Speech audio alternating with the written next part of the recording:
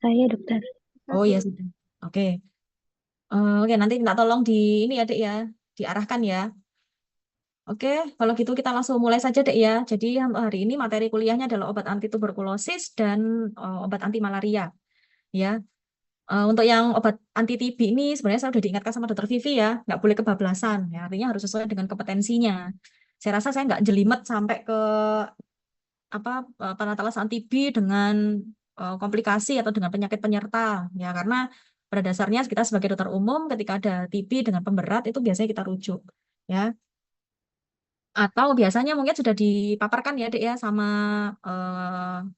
pakar ya Dek ya, ya sudah diajari sekilas sama pakar. Sampun dokter.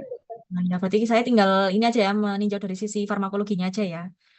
Oke, slide Dek. Oke ya, ini untuk klasifikasinya ya. Kita langsung next aja. Ini tujuan terapinya ya, menyembuhkan, pertahankan kualitas hidup, dan meningkatkan produktivitas pasien, yang mencegah kematian akibat TB, mencegah relapse, penularan, ya, termasuk mencegah perkembangan dan penularan resisten obat. Ya, next. Ini prinsip terapinya, ya bisa dibaca. Next. Nah, ya ini untuk terapi TB ya, wah, utamanya yang sudah kita kenal ya, ada fase intensif ya di 2 bulan pertama dan juga fase lanjutan di 4 bulan setelahnya ya. Diberikan setiap hari ya, tujuannya menurunkan jumlah kuman dalam tubuh dan meminimalisir pengaruh sebagian kecil kuman yang mungkin sudah resisten sejak sebelum diobati. Kemudian untuk fase lanjutan untuk membunuh sisa kuman yang masih ada dalam tubuh ya. Durasinya 4 bulan dan obatnya juga diberikan setiap hari ya. Next. Ini saya rasa kalian sudah belajar ya karena sudah masuk skenario yang kemarin. Ini untuk rekomendasi obatnya ya, tidak usah dihafalkan. Next. Ini juga sama ya, ini untuk TB kasus baru ya, 2 RHZT, 4 RH, 3. Itu untuk lini pertamanya ya, kategori pertamanya. Next. Nah, ini untuk ini algoritma ini pasti juga sudah dipaparkan ya sama dokter spesialis paru ya pastinya ya. Next. Ini alur diagnosis TB ya. Ini saya masih pakai slide lama deh ya. Jadi nanti kalau ada koreksi bisa disampaikan ya. Saya kurang tahu untuk guidelines yang baru ya. Siapa tahu ada perbaikan. Next. Ini untuk standarisasi kategori pengobatan ya. Ada kategori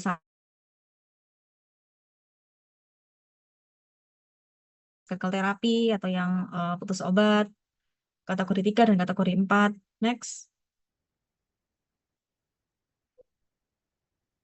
Ini ya yang kasus baru ya, yang kemarin sepertinya sudah masuk ke skenario ya. Dia masuk kategori 1, 2 RHZE ya, bisa diberikan stereotomisin, bisa juga tidak ya, tergantung kondiennya ya. Kalau misalnya dia indikasi atau misalnya dia lebih berat bisa diberikan stereotomisin ya.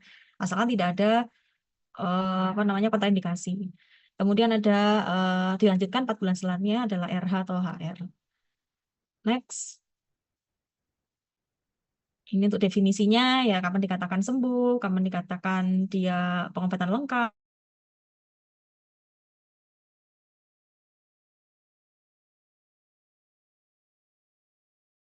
Ya, nah ini saya rasa kalian sudah belajar ya. Kalau misalnya kemarin isoniazid itu berarti dia lebih ke neurotoksik ya. Kemudian untuk pirazinamid sebenarnya hampir semuanya itu dia hepatotoksik ya, tapi yang paling berat pirazinamid hepatotoksik ya. Terus kalau misalnya muncul ruam kulit ya, gatal ya, bisa disebabkan oleh beberapa obat TB lini pertama ya, bisa dihentikan ya. Kemudian kalau misalnya dia ototoksik ya dari golongan aminoglycoside seperti streptomycin ya, maka segera hentikan, termasuk ada vertigo, pusing ya, ada jaundice itu segera hentikan ya.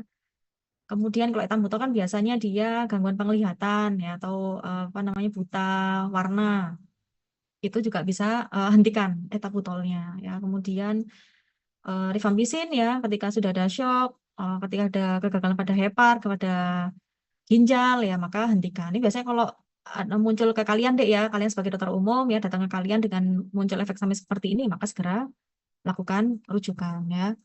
Next. Oke, ini juga sama ya, nanti bisa dibaca. Oh ya, ini untuk yang tambahannya ya yang spesialnya contohnya seperti ini ada anoreksia, mual, nyeri perut ya ini bisa disebabkan oleh pirazinamid, rifampicin, isoniazid ya menyebabkan dia nggak nyaman untuk makan ya akhirnya mungkin jalan keluarnya bisa diberikan sedikit makanan ya saat minum obat ya atau sebelum tidur boleh ya. Kemudian untuk yang kemarin ya seperti nyeri sendi, isoniazid ya bisa diberikan obat-obat golongan NSAID ya. Kemudian untuk isoniazid ya karena dia juga mengikat komponen aktif dari vitamin piridoksin ya, makanya kadar piridoksin ya di dalam tubuh kita itu rendah. Makanya kenapa harus diberikan piridoksin dari luar ya. Sehingga muncul ini ya, biasanya ada neuropati gitu. Kemudian untuk rifampicin ya ketika di air kemihnya berwarna kemerahan ya nggak masalah, tapi diedukasikan kalau bahwa itu normal ya. Dia punya zat pigmen yang bisa keluar lewat urin ya. Kemudian sindrom flu ya, flu-like syndrome punyanya rifampicin ya, mungkin bisa diberikan pemberiannya secara intermittent. Next. Hasilnya menurut WHO ya bisa dibaca next ya kalau di sana namanya FDC kalau di kita namanya KDT ini bisa dibaca juga next ya ini biasanya kalau muncul ya waktu KMPPD yang paling langganan keluar itu yang misal HIV TB disertai dengan HIV atau sebaliknya ya maka tuntaskan dulu TB-nya baru 2 minggu setelahnya lakukan pengobatan ARV ya ini juga sama next next ini yang berdasarkan KDT ya ada yang berdasarkan berat badan next. Nah, ini mikrobakterial ya. Kita tidak mempelajari semuanya hanya untuk TB saja ya. Jadi untuk first line-nya ada yang obat-obat isoniazid, rifampicin atau rifampin ya, ethambutol, pirazinamid, streptomycin. Untuk alternatif DAP-nya bisa pakai fluoroquinolone ya. Kemudian amikasin, etrenamid, aminosalisilat ya. Untuk yang leprosi sama yang mikobakteri yang lain ya kita tidak membahas. Next. Nah, ini untuk isoniazid ya, ini merupakan struktur termasuk strukturnya dari piridoksin ya. Kemudian dia ini ya dia itu menghambat sintesis asam mikolat ya yang penting dalam pembentukan dinding sel bakteri ya. Kemudian dia ini sifatnya bakterisidal. Jadi kalau bakterisidal kan sifatnya dia membunuh ya.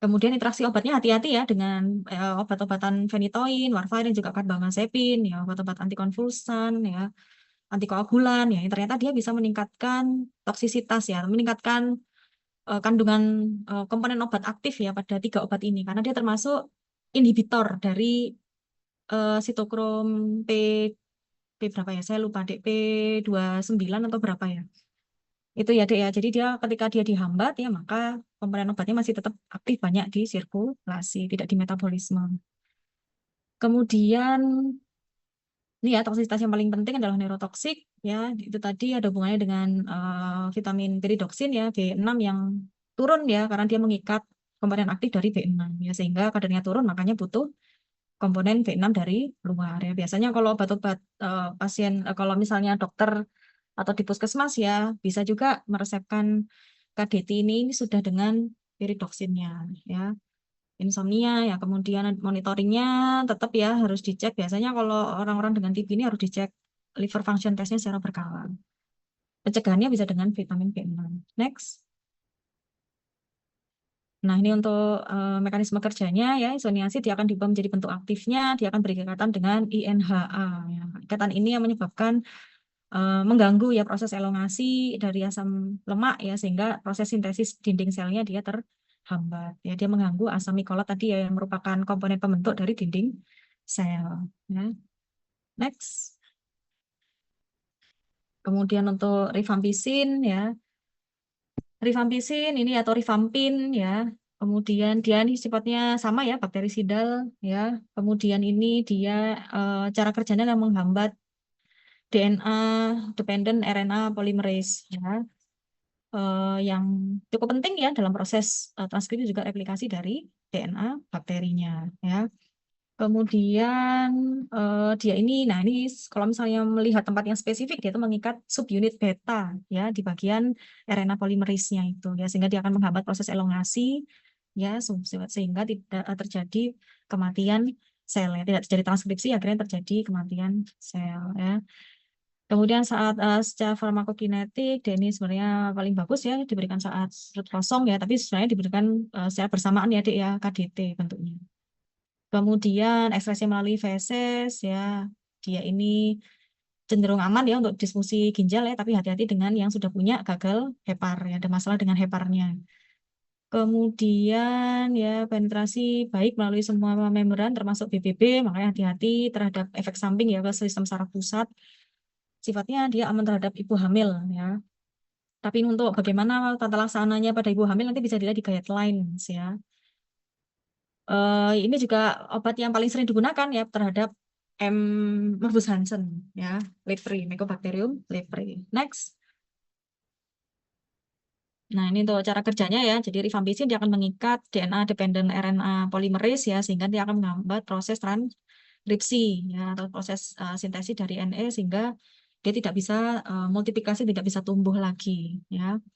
Kemudian untuk efek sampingnya ada reaksi pada kulit, ya reaksi pada gastrointestinal, flu-like syndrome, hepatotoksik ya. Tapi ya itu paling kecil ya, yang paling besar sebenarnya hepatotoksik itu pada pirazinamid. Tapi hampir semuanya obat-obat TB termasuk hepatotoksik ya. Kemudian ada orange discoloration ya pada apa namanya pada cairan tubuh ya karena dia bisa keluar lewat mana? Lewat urin, cairan mata, keringat gitu ya. Oke, next. Nah, ini untuk etambutol.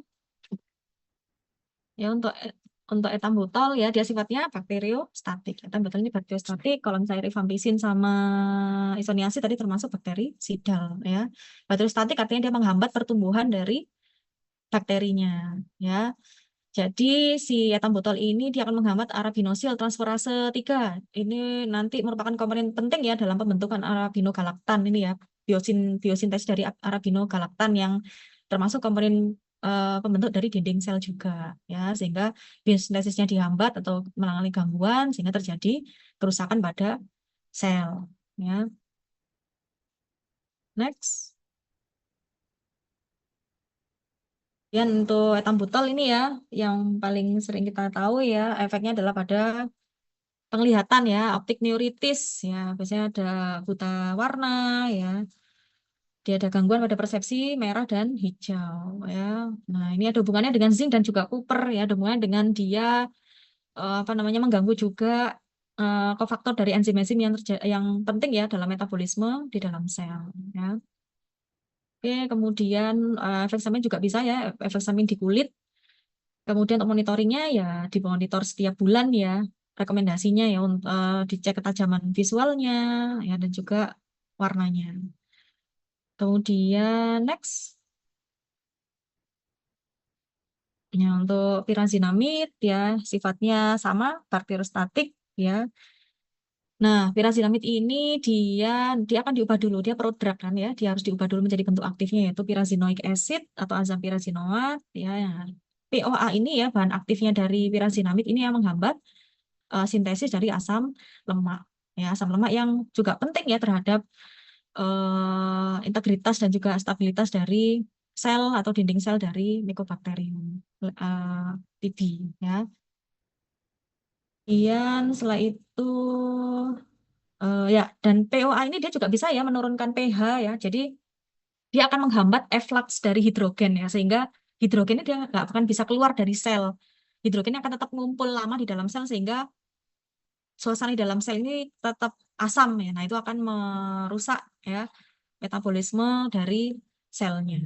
Next. Nah, ini ya yang tadi ya. Jadi PZA ini ya, pesazinamid ya dia akan diubah menjadi bentuk aktifnya POA. Ya, POA ini dia akan menghambat eh pandi ya ini penting sekali terhadap sintesis asam lemak ya. CLP C1 ya termasuk dia ini bisa menyebabkan ini ya menghambat efflux dari hidrogen yang nggak boleh keluar jadi tetap ada di dalam sel sehingga akan menyebabkan kematian sel ya.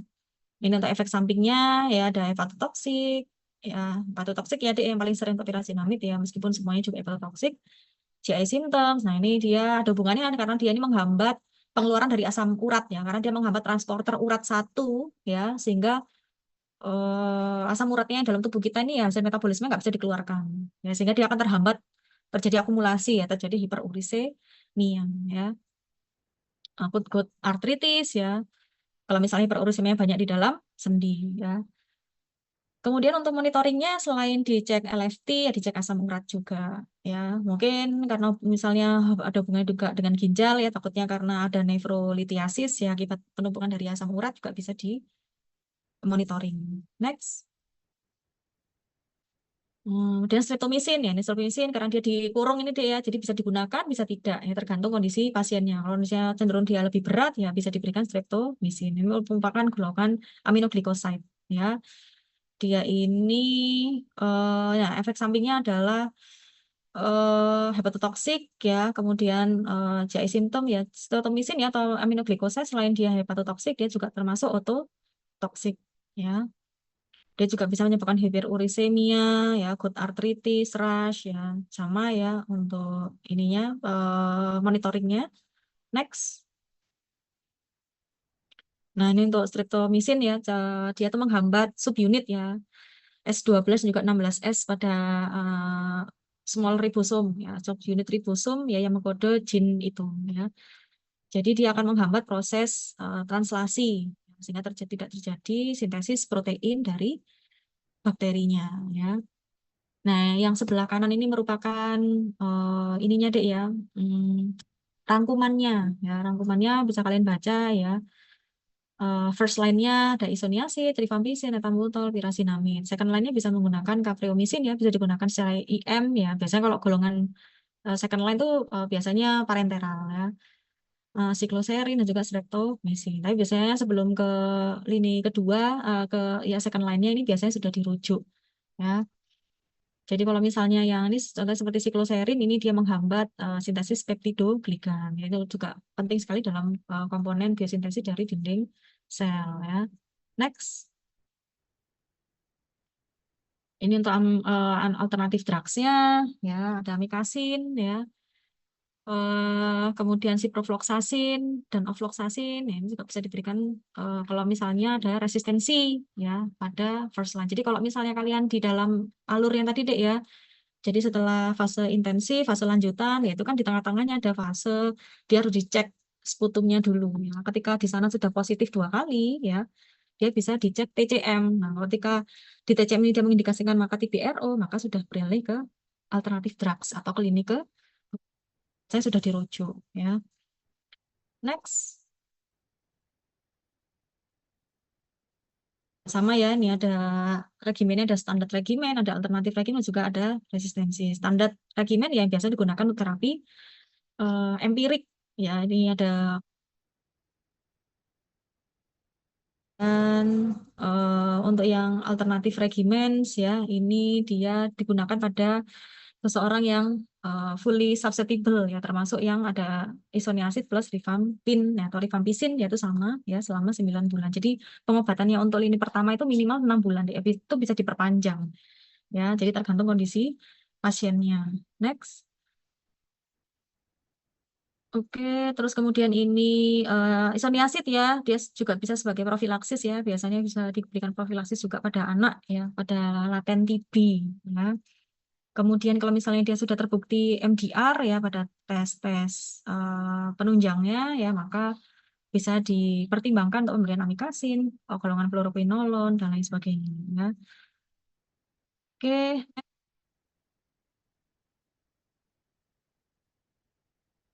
sama ya contoh-contoh obat first line dan juga second line ya. Next. Ya, jadi saya sudah tekankan ya tadi sama Dokter Vivi, yang paling penting untuk adik-adik ini adalah mekanisme kerja dan juga efek samping dan bagaimana cara mengatasi efek samping. Itu biasanya paling sering keluar waktu kayak PPD ya. Oke, next. Ini second line-nya ya, contohnya dan juga efek sampingnya. Ya, ini juga sama seperti yang di depan tadi ya, saya rasa. Next. Nah, ini hanya definisi saja ya, sama seperti yang di depan tadi. Next. Belum saya hapus, banyak yang double-double.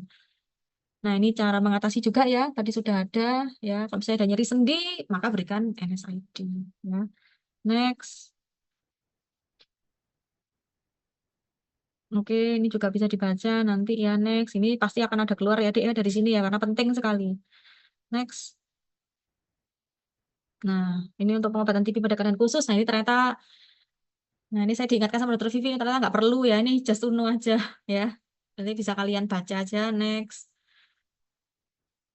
Nah, ini ada TB miliar ya, pengobatannya TB miliar sama next. Next lagi. Nah, infusi pleura ini biasanya ada tambahan pemberian steroid ya. Next. Ini TB paru dengan DM ya, next. Ini bisa kalian baca aja deh ya. Ya, intinya kalau misalnya yang paling sering HIV nih ya. Jadi 2 minggu setelah pengobatan TB baru diberikan ARV. Next. Oke, ya ini untuk kehamilan ya dan menyusui tetap diberikan deh ya, kecuali streptomycin ya. Next. Untuk teratogenik ya. Next. Ini dengan kelainan liver ya mungkin bisa diganti pirazinamitnya. Ya, nah itu kan nggak ada pirazinamitnya. Next. Nah, oke, untuk TB ya belum selesai. Kita masih ada ke anti malaria. Ya, ini saya lupa di anti malaria ini kan kalian dapat di blog kemarin ya. Tapi sebenarnya dia dititipkan ke dalam blog ini ya. Tapi saya tidak memunculkan di praktikumnya. Jadi ini kayaknya nggak kebahas. Ya, next. Nah, ini untuk siklus hidup dari malaria ya, Nopeles ya. Nah, ini mungkin kalian sudah diajari ya sama dokter Inas ya dulu. Ya, ini untuk merecall aja deh ya. Jadi ketika nyamuk dia hinggap di kulit ya, dia akan memasukkan namanya spirozoid ya ke dalam peredaran darah kita, kemudian dia masuk ke dalam liver. Di liver dia akan diubah menjadi merozoid. Nah, di dalam merozoid, nah waktu fase merozoid ini dia akan melakukan siklus aseksual namanya ya. Di dalam dia akan masuk dalam hem ya, masuk di dalam hem dia akan apa namanya membentuk ringworms ya, early tropozoid, mid tropozoid ya, sampai akhirnya nanti merozoidnya dia rupture. Nah, ada yang dia masih terus ikut di dalam siklus itu, ada yang dia dikeluarkan ke yang seksual ya, ke siklus yang seksualnya ya, dia akan ini ya ada makro dan juga mikro ya. Ini yang makro itu betina, kalau mikro itu menjadi yang laki-laki ya. Kemudian dia akan diubah, dia akan berdiferensiasi menjadi zigot ya, ookinet, membentuk oosit ya, sampai akhirnya nanti dia akan disimpan ya ke dalam ada sporozoid ya, sudah membentuk sporozoid dia akan disimpan ke dalam salivary glands ya. Next. Nah, ini merupakan target obatnya ya, tidak semuanya saya berikan deh ya. Hanya beberapa saja. Contohnya seperti di apikoplas, ya mitokondria, di sitosolik ada beberapa, membran plasma, ya ada beberapa ya. Vakuol, food vakuol, ya kloroquine, nah itu ya. Next. Nah, ini sebenarnya rangkumannya ada di sini deh ya. Ini ada dua ya, ada blood sesontocyte ya, dan juga tisu sesontocyte ya. Jadi kalau misalnya darah itu biasanya di dalam hem, tapi kalau tisu biasanya dia di hepar ya. Nah, contohnya seperti ini deh, gametocytes ya, dia dihambat supaya tidak terjadi eh, ini tadi ya, eh, tidak menjadi zigot. Nah, ya, contoh obatnya adalah primaquine, quinin ya. Eh, Kemudian untuk yang ini ya, golongan yang blood sesontocytes ya, dia menghambat untuk siklus yang aseksual ya, contohnya seperti kloroquine, ini juga bisa termasuk dalam gametocytes ya. Kloroquine, sulfadoxin, ya, pirimetamin, dan obat-obat ini juga bisa digunakan sebagai profilaksis. Ya. Biasanya kalau blood sesontocytes dan tisu sesontocytes itu juga merupakan profilaksis ya. Kemudian dalam tisu sesontocytes ya, yang dia menghambat kerjanya dia di dalam hepar ya, prosesnya dia di dalam hepar termasuk menghambat hipnozoid ya. Hipnozoid itu merupakan yang fase dorman deh ya. Jadi malaria yang dorman itu contohnya seperti apa? Oval dan juga Vivax itu ya. Dia bisa tidur sementara di dalam liver ya. Nah, obat-obat seperti Primaquine dan juga Tafenoquine itu yang bisa masuk ke sana dan bisa membunuh hipnozoid ya. Kemudian ini ya dia akan menghambat ini sebagai sporotocyte ya, sporontocytes ya. Dia menghambat oosit ya, menghambat terjadi menjadi sporozoids ya. Contohnya seperti Primaquine, Proguanil ya. Nah, oke. Next. Nah, ini enak lihat dari sini ya. Kalau tadi agak ruwet sama sama gambar-gambar ya. Ini ada yang gametoside ya, gametosidal ya. Contohnya seperti artemisin dan juga kloroquine. Artemisin itu dari tanaman ya, Dek ya.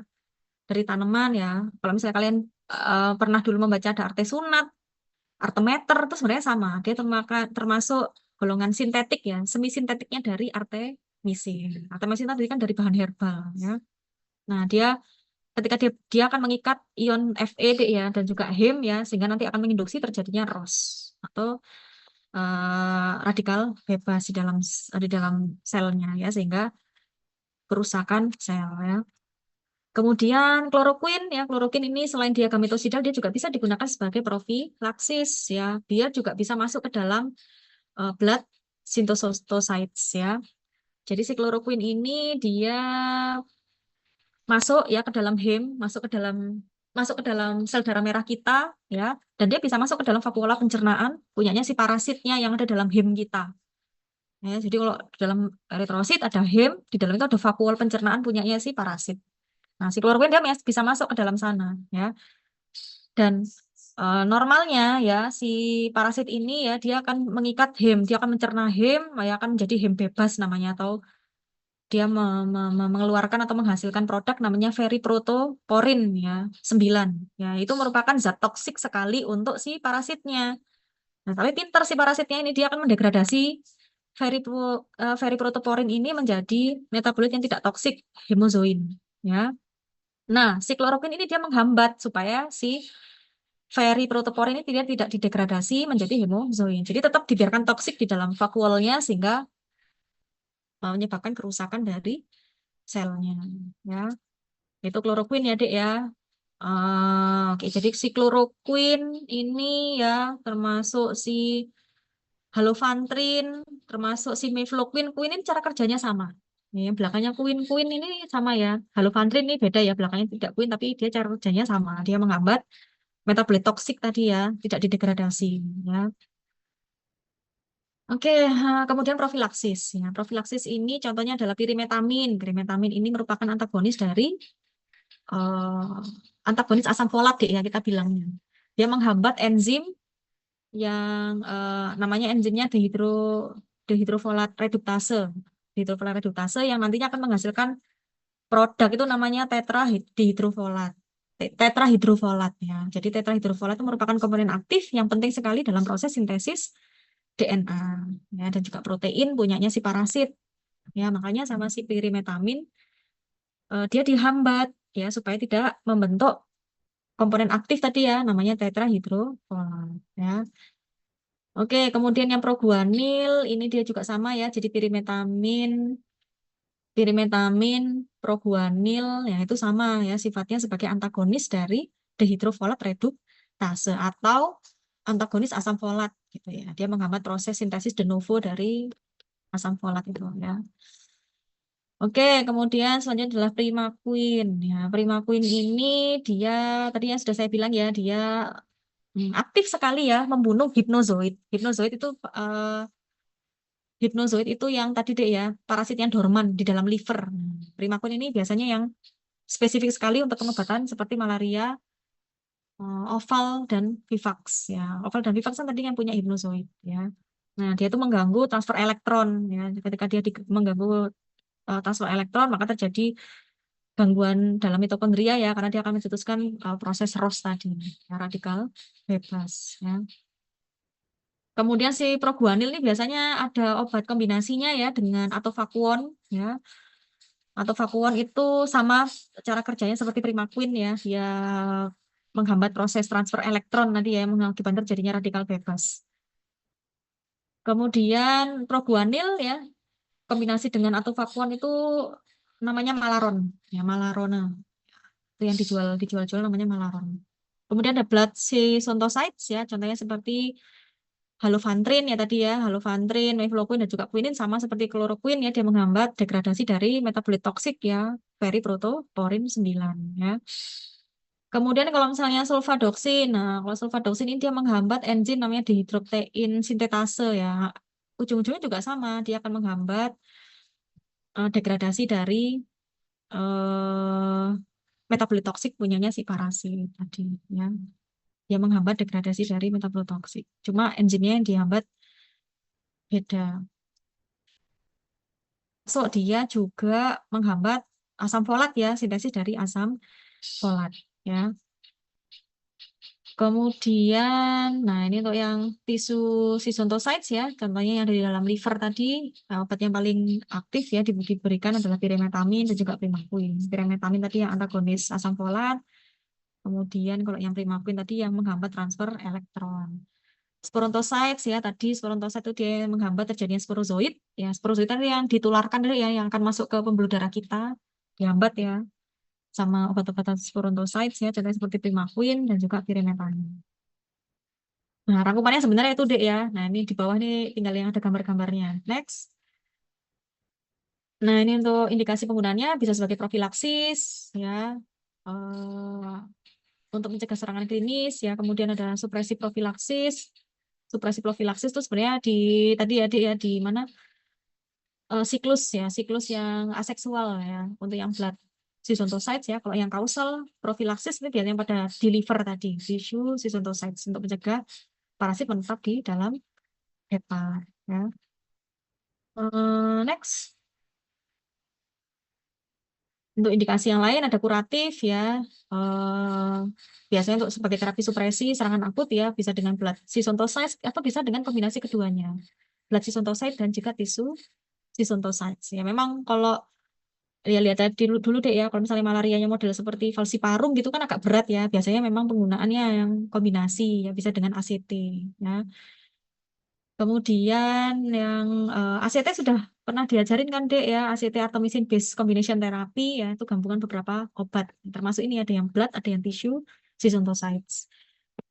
Kemudian ada mencegah transmisi ya, jadi eradikasi infeksi pada nyamuk yang dengan gametocytes atau dengan sporontocytes ya, mencegah relapse, kekambuhan dengan tisu sisontocytes ya, ini yang dia membunuh parasit yang dorman tadi ya, supaya mencegah relapse atau hipnozoid ya tadi yang relapse yang dorman. Next. Oke, kemudian ini terapinya ya untuk falciparum juga malariae ini biasanya dengan biasanya untuk mengeliminasi parasit yang fase eritrositik ya, di yang di darah tadi ya, blood sisontocyte ya. Tapi untuk yang paling falciparum yang paling sering memang menggunakan yang ACT atau artemisinin base combination therapy. Contohnya apa? AA, artesunat amodiaquin, artesunat mefloquine, artesunat tadi yang golongan sama seperti artemisin ya Dek ya, tapi dia semi sintetiknya ya, golongan gametocyte ya, plus dengan profilaksis ya, amodiaquin, mefloquine juga sama golongan profilaksis ya. Jadi yang belakangnya quin tuh efeknya sama Dek ya, tadi dia menghambat degradasi dari metabolit toksik ya. Ada dihidroartemisin, piperacin, ya dan lain sebagainya. Itu yang golongan ACT. Ya, itu yang sangat direkomendasikan ya untuk malaria yang berat atau yang falciparum ya, karena dia secara efikasi tinggi ya, karena dia gabungan beberapa obat bahkan bisa sampai 3 obat ya. Mencegah resistensi jelas karena dia menggunakan beberapa obat ya. Dan dia ada yang bilang dia lebih fleksibel karena dia bisa digunakan untuk berbagai macam strain punyanya si Plasmodium falciparum. Kemudian yang Vivax dan Ovale ya, ini dia mencegah relapse ya, biasanya dia membunuh yang dorman tadi, hypnozoid ya. Next. Oke, ini contohnya ya untuk yang tisu sisontocyte ya ada primaquine, proguanil juga pirimetamin. Tadi sudah saya berikan ya mekanisme kerjanya ya, yang kalau primaquine tadi yang dia menghambat atau membunuh hipnozoid ya, dia mengganggu proses transfer elektronnya ya. Kemudian untuk yang proguanil ya tadi sama seperti pirimetamin ya, dia merupakan antagonis dari dihidrofolat reduktase. Pirimetamin juga sama. Next. Nah, ini yang untuk contohnya seperti cara kerjanya primaquine ya, dia akan di metabolisme ya menjadi bentuk aktifnya ya seperti hidroksil primaquine. Primaquine ya, hidroksil primaquine yang OHPQM itu adalah hidroksil primaquine ya. Dia akan menginduksi terjadinya ROS ya, radikal bebas ya, reaktif oksigen spesies ya, dengan menghasilkan hidrogen peroksida atau H2O, dua yang sangat toksik ya. Ya, dia juga radikal bebas ya, yang sangat toksik untuk selnya, terutama untuk hipnozoid yang dorman di dalam hepatosit. Ya, next. Kemudian pirimetamin ya dia adalah antagonis dari dihidrofolat reduktase yang mengubah asam folat menjadi dihidrofolat dan dihidrofolat menjadi tetrahidrofolat. Yang ini yang saya katakan tadi ya, tetrahidrofolat merupakan komponen penting dalam proses sintesis asam nukleat ya. Jadi sama dia dihambat supaya tidak terjadi sintesis asam nukleat. Next. Nah, ini merupakan rangkumannya ya, Dek. Jadi untuk yang tadi ya, golongannya gametosides atau sesquiterpen, ya, lakton, endoperoxides, ya, contohnya seperti artemisin, artesunat, atau meter, dihidroartemis itu sama cara kerjanya. Ya. Dia mengikat Fe dan Hem, ya, sehingga akan menginduksi terjadinya oxidative stress. Kemudian untuk yang golongan amino alkohol, contohnya seperti quinin, mefloquine, lumefantrine, ya ini yang tadi golongan profilaksis ya, dia menghambat ini ya detoksifikasi dari Hem supaya dia menghambat supaya si protoporin tadi yang toksik tadi dia tidak didegradasi menjadi tidak toksik atau hemozoin tadi ya. Kemudian antibiotik, ya, antibiotik juga bisa diberikan deh ya, biasanya seperti profilaksis ya, seperti doxycycline ya. Contohnya seperti azitromisin, clindamycin, dan juga doxycycline ya. Ini sebenarnya kalau mau lebih spesifiknya azitromisin, doxycycline, dan juga clindamycin, dia itu mengikat subunit tertentu ya di dalam ribosom apikoplas ya. Nah, yang dia targetnya adalah di apikoplas juga mitokondria yang nantinya bisa menghambat proses translasi ya dan juga eh, translasi dari protein punyanya si parasitnya ya. Kemudian antifolat ya atau antagonis asam folat ya, contohnya seperti pirimetamin, sulfadoxin dan juga proguanil tadi ya. Dia cara kerjanya di menghambat cara kerjanya di sitosolnya ya. Kemudian untuk yang 4 aminoquinolin ya, contohnya seperti kloroquine, amidoaquine, piperacquine ini ya, ini juga sama seperti yang di atas tadi ya, mefloquine, lumefantrine ya, dia menghambat detoksifikasi dari Hem, mengganggu hemozoin, mengganggu pembentukan dari hemozoin.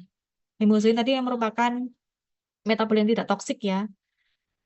Oke, next. Kemudian aminoquinolin ya, contohnya seperti primaquine dan juga tafenoquine tadi yang dia mengganggu transfer elektron ya, yang digunakan untuk hipnozoid ya. Kemudian yang terakhir ada atovakuon ya, sama dia juga menghambat transport elektron ya. Biasanya digunakan bareng dengan proguanil tadi ya, malaron. Next.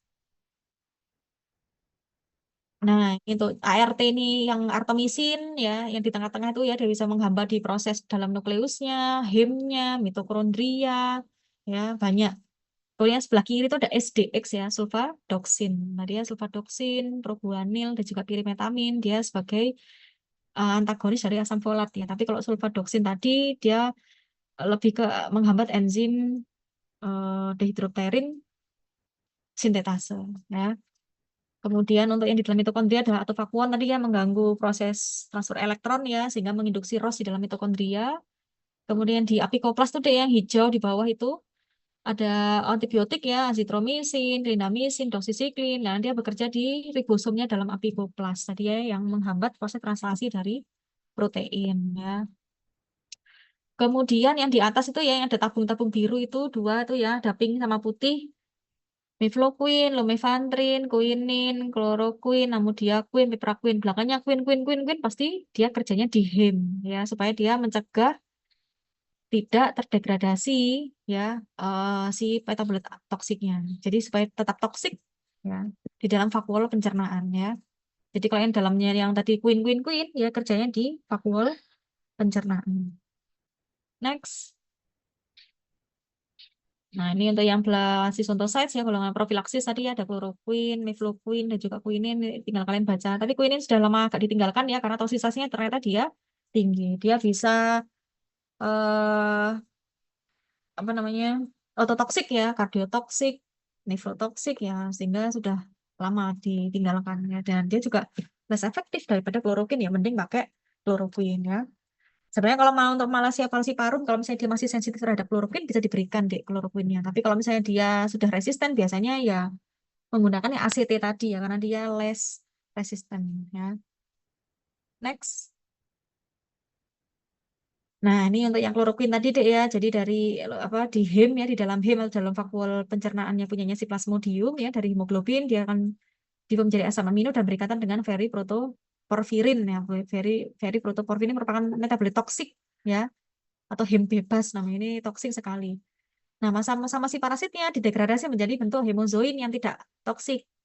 Si kloroquine ini dia menghambat supaya si veriprotoporin ini dia tidak degradasi. Ya, jadi tetap toksik di dalam vakuol pencernaan sehingga menyebabkan kerusakan pada vakuol pencernaannya ya. Next. Ini untuk gametosides ya. Tadi ya, klorofin juga bisa digunakan sebagai gametoside, blood sisontocyte ya, gunakan sebagai profilaksis, pengobatan juga bisa. Falciparum contohnya bisa dengan primaquine bisa, bisa juga ya, tapi yang sekarang direkomendasikan tuh yang ACT ya, karena dia efikasinya lebih tinggi dan rendah resistensi tadi. Hipnozoitosides ya, jadi yang dia membunuh hipnozoid ya, dorman dengan primaquine yang di dalam liver tadi ya, termasuk tisu disontosan. Next. Kemudian artemisin ya, artemisin ini dia mengaktifasi ini ya, pelepasan dari free radicals ya, yang mengakibatkan terjadi proses oksidasi alkilasi yang nantinya berujung pada kerusakan pada protein parasit ya. Next. Nah, ini untuk yang antagonis asam folat atau antifolat, yang jenis seperti perimetamin, proguanil, sulfadoxin, dan juga dapson. Dapson, tapi dia yang paling sering digunakan untuk yang MHD ya, lepre. Jadi Mycobacterium lepre itu selain pakai rifampin atau rifampicin, dia bisa digabung ya dengan dapson ya. Oke, kemudian ini untuk mekanisme kerjanya sama ya. Next. Ini untuk malah obat anti malaria yang lain ya, bisa pakai dosisiklin ya, bisa sebagai profilaksis ya, terutama untuk yang wisatawan mau ke daerah endemis ya. Kemudian amodiaquin atau vakuon amodiaquin tadi yang dia menghambat degradasi dari heme tadi ya, yang toksik. Kemudian kalau atovakuon ini dia yang mengganggu proses transfer elektron ya. Biasanya digabung dengan proguanil ya. Efikasinya dia akan lebih tinggi. Next.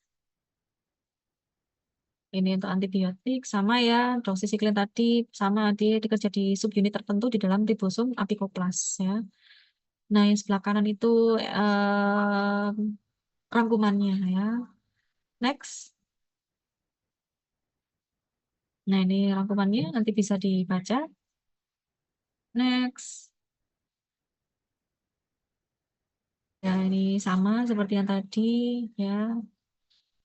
Next. Ya, ini juga sama. Next. Ini dibaca deh ya. Nah, ini yang enak ya. Dengan gambar tadi ya. Contohnya seperti menghambat hipnozoid ya. Dikerja di hipnozoidnya. Primaquine, tafenaquon ya. Tafenaquine ya. Kemudian untuk menghambat proses replikasi di dalam tisu ya. Atau liver stage-nya ya. Seperti primaquine dan lain sebagainya.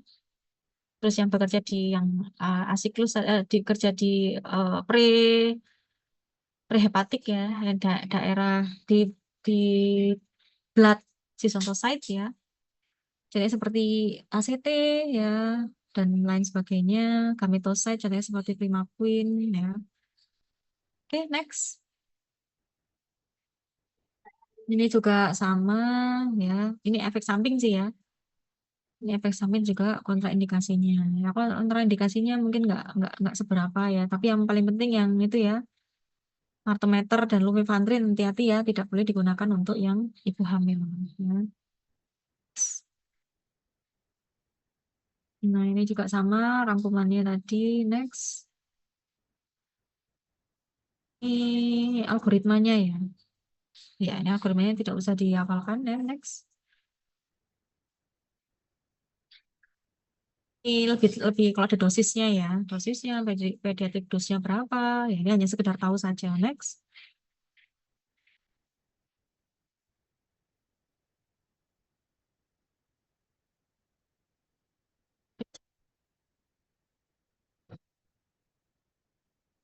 Habis ya, Dek. Oh, masih udah. Oke. Nah, sudah selesai, Dek, ya. Ada pertanyaan, Dek, dari sini?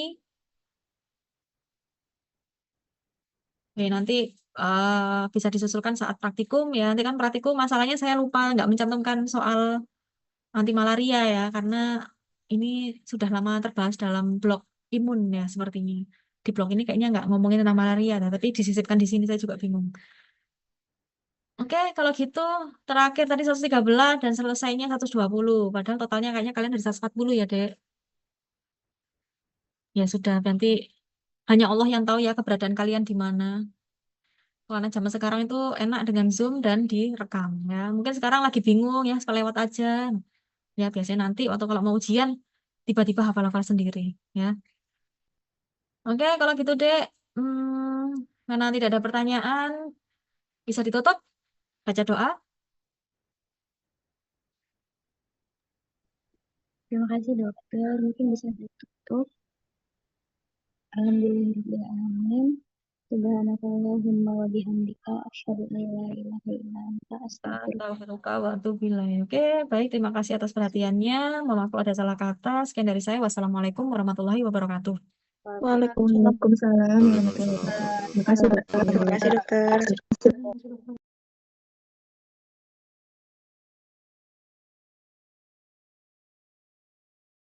Recording stopped.